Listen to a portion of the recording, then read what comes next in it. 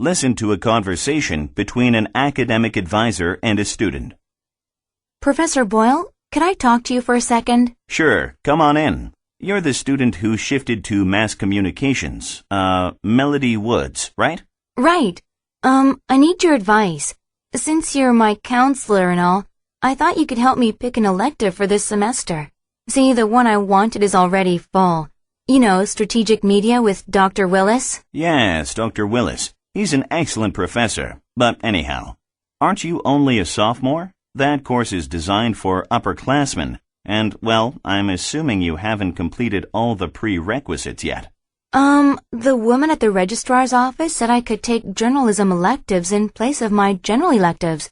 And since I have 2 elective requirements this year, I thought I could go for the journalism electives instead. That's doubtful. The thing with journalism electives is that the requirements for these subjects are generally pretty stringent.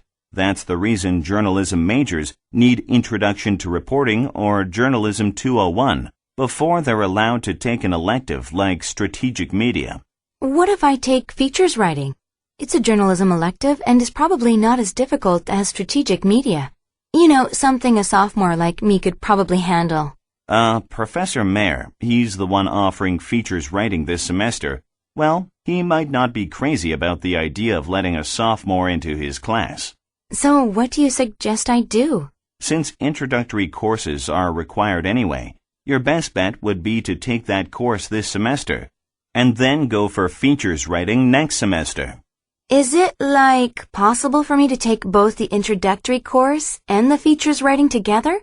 See, I don't want to waste time taking electives that are not related to my major. Also, that way, I'd be killing 2 birds with 1 stone, so to speak. I think that would all depend on Professor Mayer. He may require you to have some experience in writing features articles. Have you worked for a school paper, perhaps? I did, yes, in my freshman year here. I contributed to the university paper. Oh, good. So what was writing for the university paper like for you? To be honest, I got a lot out of it. But it took a lot out of me as well. You know, here at university, not only do they expect you to write quality stuff, they also want you to meet strict deadlines. Okay, well, you might want to see Professor Mayer then, and let him know about your experience with the school paper. Just one thing though, Professor Mayer is known to be very strict. Then again, he genuinely cares about his students, which is why he really pushes them to do their best. I don't really mind doing a lot of hard work. Besides, if I'm going to work in the industry one day, I'd better get used to it, I suppose. Newspapers make their reporters work hard, so I expect the training to be just as tough. Thanks for the advice, Professor Boyle.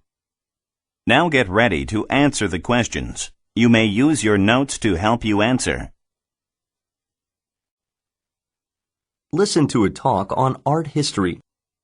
Realist art began in France in the 1850s, but today we're going to talk about an American realist painter, Andrew Wyeth, whose name has become synonymous with the realist movement. Wyeth was exposed to art at a young age because, you see, his father, N.C. Wyeth, who was an accomplished painter and illustrator of books, taught Andrew many painting techniques. I'm sure he wouldn't have done that if he didn't think his son had talent. It sort of goes without saying that the tips paid off because we all know Andrew grew up to be one of America's most renowned artists.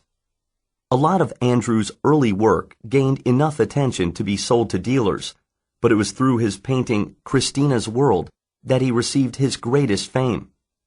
I'm pretty sure most of you have seen it at some point, maybe in a book or on TV. Anyway, the painting is of a woman named Christina who is sitting in a grassy meadow and looking toward a house. It's known for its literal depiction of a country landscape. You know, the style itself really couldn't have been more different from what was popular in art circles in those days. Because by the mid-20th century, abstract expressionism had really taken off in New York City. So, it might not surprise you to hear that Wyeth's art was polarizing. On the positive side, some critics praised what they saw as his revolutionary vision. This might sound contradictory.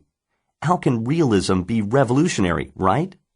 Well, what they saw in Wyeth was a rebel against the incessant change and trends associated with modern art.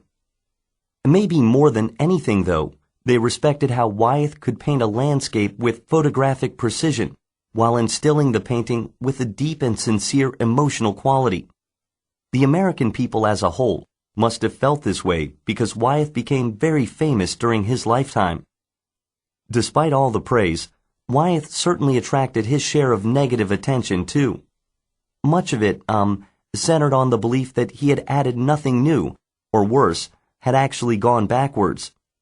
What I mean by that is, regardless of his skill, they thought he contributed nothing more to the world of art than pretty pictures.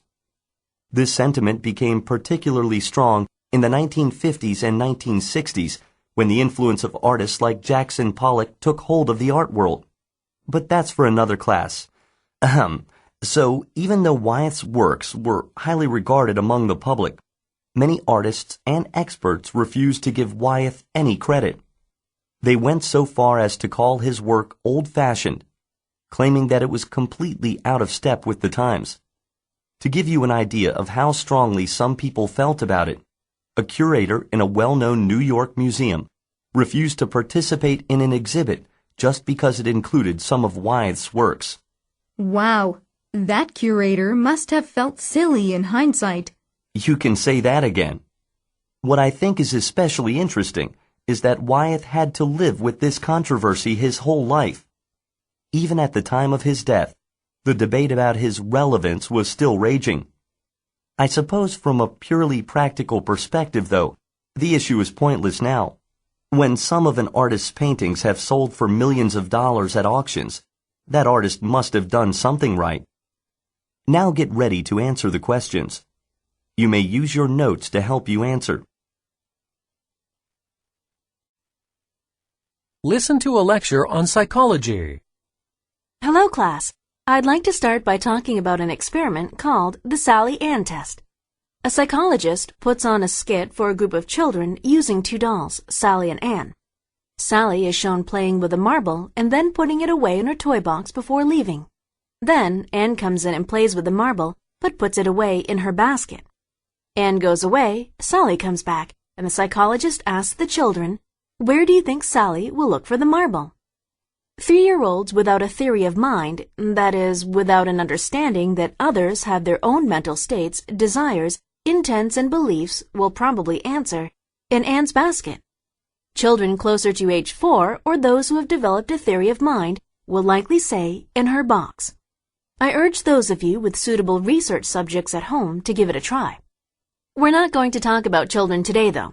Many scientists think some animals have a theory of mind as well. So today, we'll limit our discussion to vervet monkeys because research involving this South African monkey is often cited. In particular, scientists observe vervet monkeys because they sometimes sound false alarm calls. And scientists want to know, is this intentional? Because if it is, it would seem to support the idea that vervet monkeys have a theory of mind. 2 primate researchers at the University of Pennsylvania, Cheney and Seyfarth, once witnessed a low-ranking vervet monkey giving an alarm call when a new monkey approached the group. The low-ranking part is important because alarms are generally only sounded by animals high up in the social hierarchy. No predators were around, but the alarm call still made all the other monkeys climb up into the trees and hide.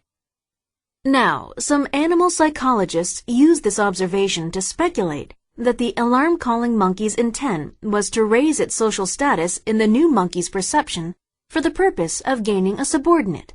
The researchers argued that the alarm-calling monkey was able to put itself in the shoes of the other monkey and understand the effect a false alarm would have on its perception.